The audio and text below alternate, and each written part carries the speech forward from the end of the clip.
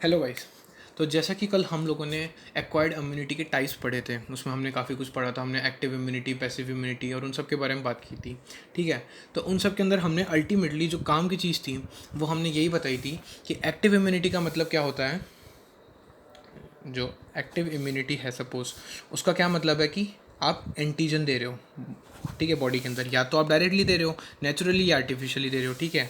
और passive immunity के बारे में हमने क्या बताया था कि हम उसमें क्या दे रहे हैं, अल्टीमेटली एंटीबॉडीज़ दे रहे हैं। या तो नेचुरली मिल रही है, जैसे मदर से मिल रही है, ठीक है, बेबी को, या फिर आप दे रहे हैं अलग से, जैसे कि ना टिटनेस का इंजेक्शन हो गया या snake bite, anti snake bite का इंजेक्शन हो गया, तो वो सारी चीज़ें आप एंटीबॉडीज़ दे रहे हो। तो ये दो लाइन इंपॉर्टेंट थी इसमें। अब इसमें कायदे से देखा जाए तो एंटीजन क्या हुआ। एंटीजन वो चीज़ हुआ, जेन मतलब जनरेट करना, ठीक है, जनरेट करना। तो ये एक एंटीजन मतलब एक तरीके का सब्सटेंस है, प्रोटीनियस सब्सटेंस होता है जो अल्टीमेटली एंटीबॉडीज़ को जनरेट करता है, ठीक है, जिसकी वजह से एंटीबॉडीज जनरेट होती है। एंटीबॉडीज़ क्या है, ये आर्मी आ गई प्रोटीन्स की, ठीक है, आर्मी ऑफ प्रोटीन्स आ गई अल्टीमेटली। प्रोटीन ये भी एक तरीके से प्रोटीन्स है जो कि अल्टीमेटली एंटीजन की वजह से जनरेट होती है, ठीक है, उसके अपोजिशन में। तो अब अगर मैं बात करूँ सबसे पहले, तो हमने कल ये कवर कर लिया था। अब आज हम नया टॉपिक शुरू करने जा रहे हैं विच इज़ एलर्जी, ठीक है। अब एलर्जी क्या होती है सबसे पहले तो अगर मैं बात करूँ तो आप लोगों को पता है, जैसे आपका बहुत सी बार ऐसा होता है, कभी आपने अगर कोई फूल, ऐसा आपने कोई फूल बगीचे में गए, ठीक है, किसी फूल के पास में गए, तो फूल के पास में जाते हैं आपको खांसी होने लगी या छींक आने लगी, कंटिन्यू आप छींके जा रहे हो, और जैसे ही आप उस फूल से दूर जाते हो आपकी छींक बंद हो जाती है। या कभी ऐसा होता है कि एकदम से कोई तरह का परफ्यूम अगर आप लगाते हैं, किसी लोगों को ऐसा होता है कि कोई परफ्यूम के अगर खुशबू अगर वो लोग सूंघ लेते हैं तो छींकें आने शुरू हो जाती हैं, खांसने लग जाते हैं, ये सब चीज़ें। तो ये सब क्यों होता है, इसका मतलब है कि उन लोगों को इस चीज़ से एलर्जी है, ठीक है। हम ये कह सकते हैं कि जो है उन लोगों को इन सब चीज़ों से एलर्जी है। तो बेसिकली अगर मैं बताऊं तो डिफाइन क्या है, मैं एलर्जी को डिफाइन कैसे करूँगा। तो allergy can be defined as the exaggerated response, ठीक है, ध्यान से सुनिएगा।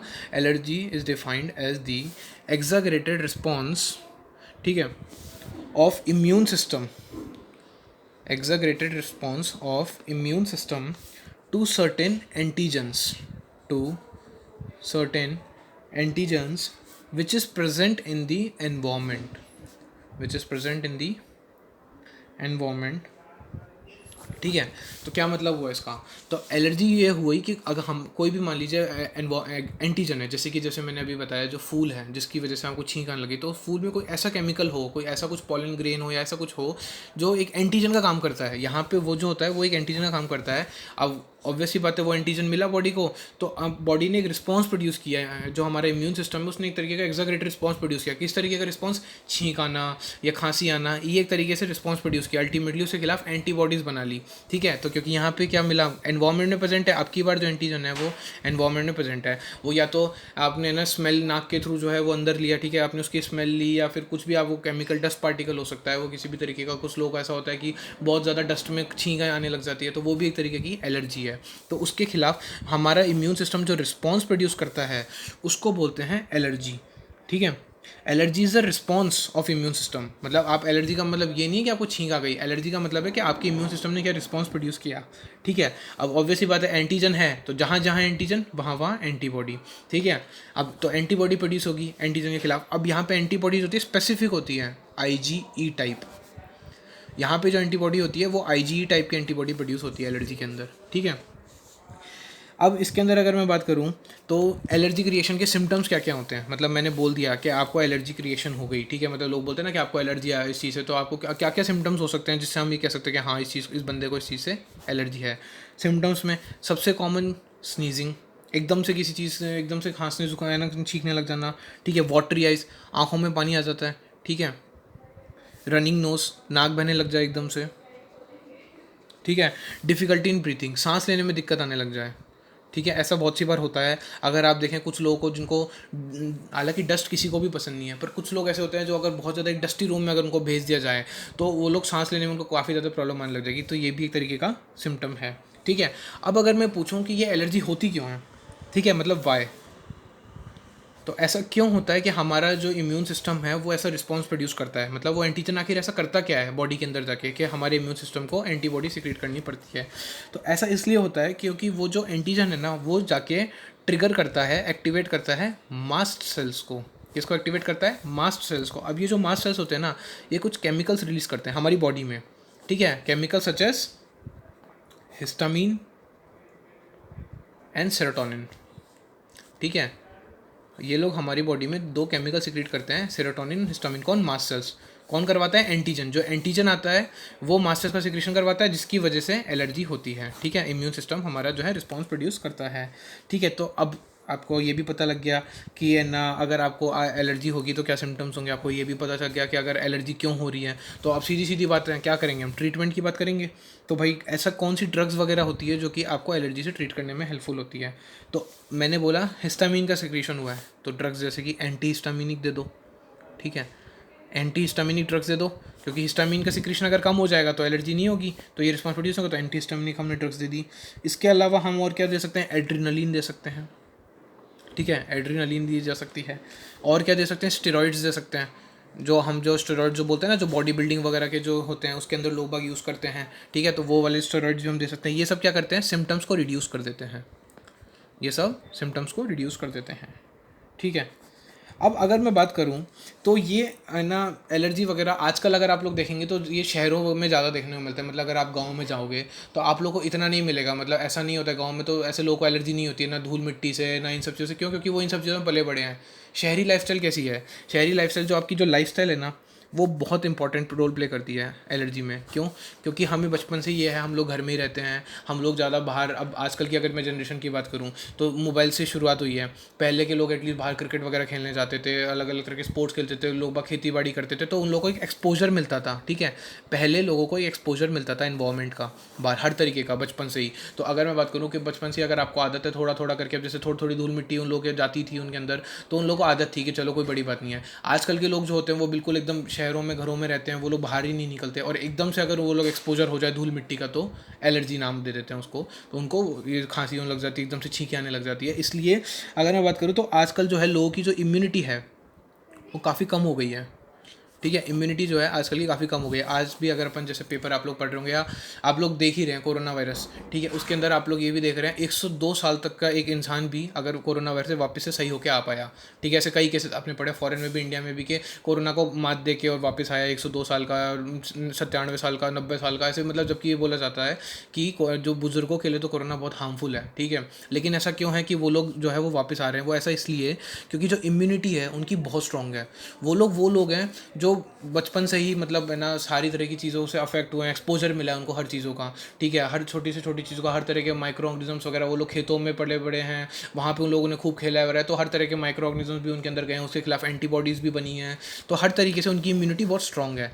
जबकि जो शहरी लोग हैं, तभी आप देखने को मिलेंगे हमारे, अगर मैं बात करूँ राजस्थान की, तो राजस्थान के अंदर जो केसेस आए हैं कोरोना के, उसके अंदर जो मिडल जो एज वाले हैं, जो कि अगर मैं बात करूँ कि 28 से लेकर जो 40 साल के लोग हैं, ठीक है, वो लोग ज़्यादा अफेक्टेड हैं। क्यों? क्योंकि इम्यूनिटी स्ट्रांग नहीं है उन लोगों की।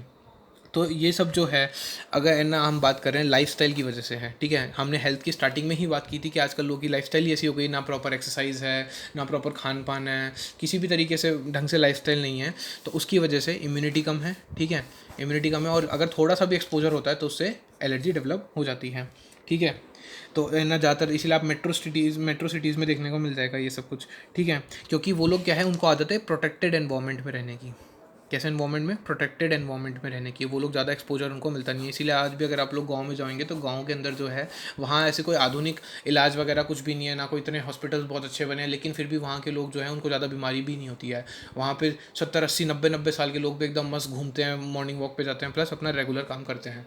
ठीक है, ये चीज़ हो गई। अब अगर मैं बात करूँ कि आपको एलर्जी बहुत हाई लेवल पे हो गई, मतलब सीवियर केस अगर मैं बात करूँ एलर्जी का, ठीक है, सीवियर केस में क्या होगा?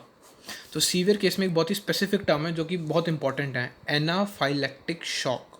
ये बहुत इंपॉर्टेंट क्वेश्चन बन सकता है सीवियर। ये हालांकि एनसीईआरटी के अंदर इस चैप्टर में डायरेक्टली कहीं नहीं दे रखा, बट फिर भी ये एनसीईआरटी में कहीं और दे रखा है, और ये बहुत इंपॉर्टेंट है कि जो सीवियर केस अगर एलर्जी का हो जाए तो उससे क्या होगा? एनाफाइलेक्टिक शॉक होगा। ठीक है, अब एनाफाइलेक्टिक शॉक में क्या हुआ? मान लीजिए कोई एलर्जन है। ठीक है, हाँ, इसी से मुझे याद है एलर्जन क्या होता है। मतलब मैंने ये तो बोल दिया कि एलर्जी जो है ये क्या होती है? रिस्पॉन्स है इम्यून सिस्टम का एक तरीके से, तो that is known as allergy. अब जो ये एंटीजन्स है ना, जो ये एंटीजन्स ये एलर्जी कॉज कर रहे हैं, these are known as allergens. ठीक है, तो एंटीजन्स कॉजिंग एलर्जी, वो एंटीजन जो कि एलर्जी कॉज कर रहे हैं, वो उनका नाम हमने दे दिया एलर्जेंस। ठीक है, अब मान लीजिए कोई एलर्जन बॉडी में आया, आया, उसने क्या किया, अल्टीमेटली हिस्टामिन का सिक्रीशन किया, हिस्टामिन का सिक्रीशन बढ़वाया। हिस्टामिन, अब हिस्टामिन का एक फंक्शन होता है, ठीक है, वो करवाता है वासोडाइलेशन, ठीक है, वासोडाइलेशन करवाता है वो, ठीक है। तो इसको आप ऐसे याद रख सकते हैं, मैंने जैसे याद रखा था एच डी, जैसे जो आपका एच डी प्रिंट होता है, तो जो हिस्टामिन है वो डायलेशन करवाता है, ठीक है। वासो मतलब जो आपकी जो भी ब्लड वीसल्स वगैरह है उनका डायलेशन करवाता है, तो हिस्टामिन ने करवाया वासो डायलेशन। अब वासो डायलेशन कराने के साथ ही क्या होता है, जैसे आपकी ये जो ब्लड वीसल है, ठीक है, नॉर्मल मान लीजिए पहले ये इतनी साइज़ की थी, हिस्टामिन जब रिलीज़ हुआ तो उसकी साइज़ बढ़ गई, डायलेशन करवा दिया उसने। साथ में उसने क्या किया, ये जो ब्लड वीसल्स है ना उसकी परमिएबिलिटी इंक्रीज़ कर दी, मतलब कि यहाँ से इन ब्लड वीसल में से जो आपका ब्लड वगैरह है, जो भी आपके सेल्स वगैरह वो बाहर निकल सकते हैं। तो ये क्या करवाता है, अल्टीमेटली इंक्रीजेज दी परमिएबिलिटी, उसने परमिएबिलिटी इंक्रीज़ कर दी, ठीक है, किसकी, increase the permeability of blood vessel, blood vessel की परमेबिलिटी बढ़ा दी। अब इसने क्योंकि ब्लड वीसल की परमेबिलिटी बढ़ा दी तो फ्लूइड, जैसे कि मैंने बोला है, फ्लूइड जो होता है वो लीक हो जाएगा, फ्लूइड लीक्स, फ्लूइड का लीकेज हो जाएगा। अब फ्लूइड का लीकेज हो जाएगा कहाँ पे, एक्स्ट्रा वेस्कुलर स्पेस में, जो भी आपका एक्स्ट्रा वेस्कुलर स्पेस है उसमें फ्लूइड का लीकेज हो जाएगा। भाई ब्लड वीसल से ये आपका जो भी ब्लड वगैरह है निकल के बाहर निकल जाएगा।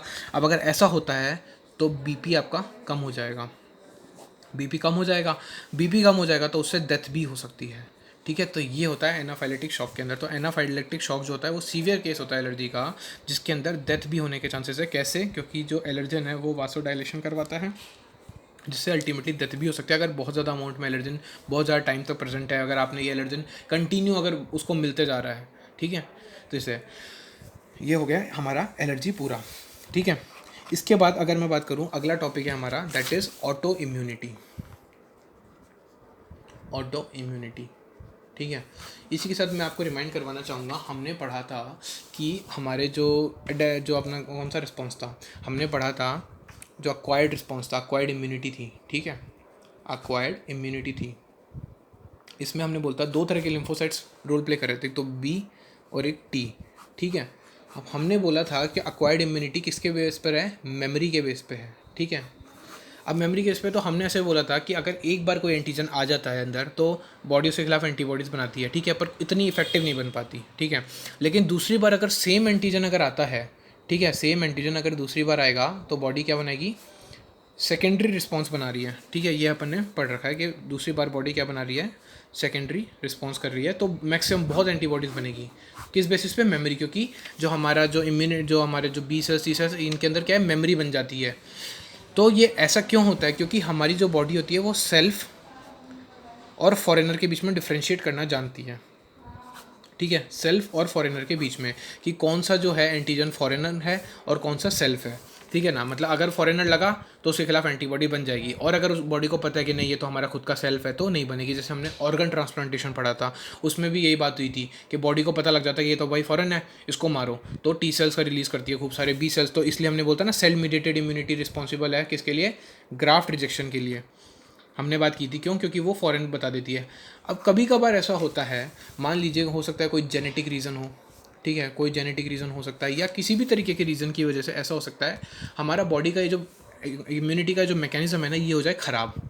अगर ये ख़राब हो जाए और मान लीजिए जो बॉडी है वो सेल्फ और नॉन सेल्फ के बीच में डिफ्रेंशिएट ना कर पाए, मतलब उसको ये नहीं पता कौन अपना है और कौन पराया, ठीक है, ये नहीं पता, अब क्या होगा, अब तो ये हालत होगी कि वो सेल्फ के अपने खुद के सेल्स पे भी अटैक कर सकता है, ठीक है। तो अब ऐसा है, देखिए जो एंटीजन्स है ना, एंटीजन हमारी बॉडी भी सिक्रीट करती है। ऐसा नहीं है कि एंटीजन जो है सिर्फ माइक्रो ऑर्गेनिज्म से सिक्रीट करता है, एंटीजन हमारी बॉडी भी सिक्रीट करती है। मतलब एंटीजन एक तरीके से कोई भी प्रोटीन का सब्सटेंस हो गया जो कि एंटीबॉडीज़ को ट्रिगर कर सकता है, ठीक है ना। अल्टीमेटली एंटीजन, मान लीजिए बॉडी जो एंटीजन सिक्रीट करती है ना, नॉर्मली उनके खिलाफ एंटीबॉडीज़ नहीं बनती, ठीक है। एंटीजन अगर मान लो बॉडी के हैं तो एंटीबॉडीज़ आपकी नहीं बनेगी। क्यों, क्योंकि बॉडी पहचानती है कि भैया ये तो हमारा एंटीजन है, तो हम इसके खिलाफ एंटीबॉडी क्यों बना है। पर जैसे कि मैंने अभी बताया, जेनेटिक रीज़न, मान लीजिए कोई भी रीज़न से अगर ये मैकेनिज्म आपका फेल हो गया तो एंटीबॉडीज़ बनना शुरू हो जाएंगी। एंटीबॉडीज़ बनेंगी अगर तो क्या होगा, बॉडी जो होती है वो सेल्फ खुद के सेल्स को ही अटैक कर लेगी, बॉडी जो है अटैक कर लेगी, सेल्स को अटैक कर लेगी। अगर ऐसा होगा तो ये जो due to any reason if the body attacks self cells, तो this is known as auto immune disease. नाम से देखिए, नाम से पता लग रहा है कि ऑटो इम्यून, खुद के ही इम्यून सिस्टम की वजह से अगर किसी कोई डिजीज़ हो रही है, समझ रहे हैं, खुद के इम्यून सिस्टम की वजह से, मतलब बॉडी अगर खुद के ही सेल्स को अटैक कर रही है तो उसको बोलेंगे हम ऑटो इम्यून डिजीज़। ठीक है, इसका जो एग्जांपल है, ठीक है, वो क्या होगा, जैसे कि एनसीईआरटी में दे रखा है रूमेटॉइड आर्थराइटिस, ये इसका मोस्ट कॉमन एग्जांपल है, रूमेटॉइड आर्थराइटिस। इसके अलावा मैं 2-3 एग्जांपल्स और बताना चाहूँगा।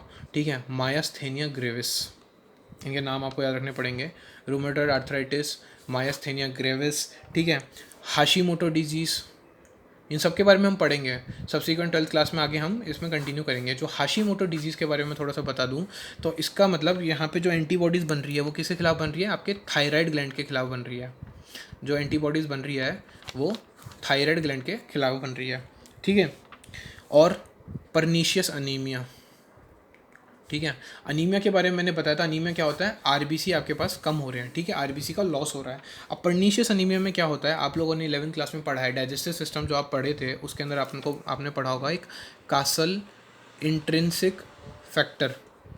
ठीक है, ये कासल इंट्रिंसिक फैक्टर जो होता है ये कौन रिलीज़ करता है, ये अल्टीमेटली रिलीज़ होता है, ठीक है, कहाँ से, स्टमक से रिलीज़ होता है कासल इंट्रिंसिक फैक्टर। ये अल्टीमेटली क्या करता है, ये विटामिन B12 जो होता है उसका अब्जॉर्प्शन करवाता है। ठीक है, ये विटामिन B12 का अब्जॉर्प्शन कराता है नॉर्मल केस में।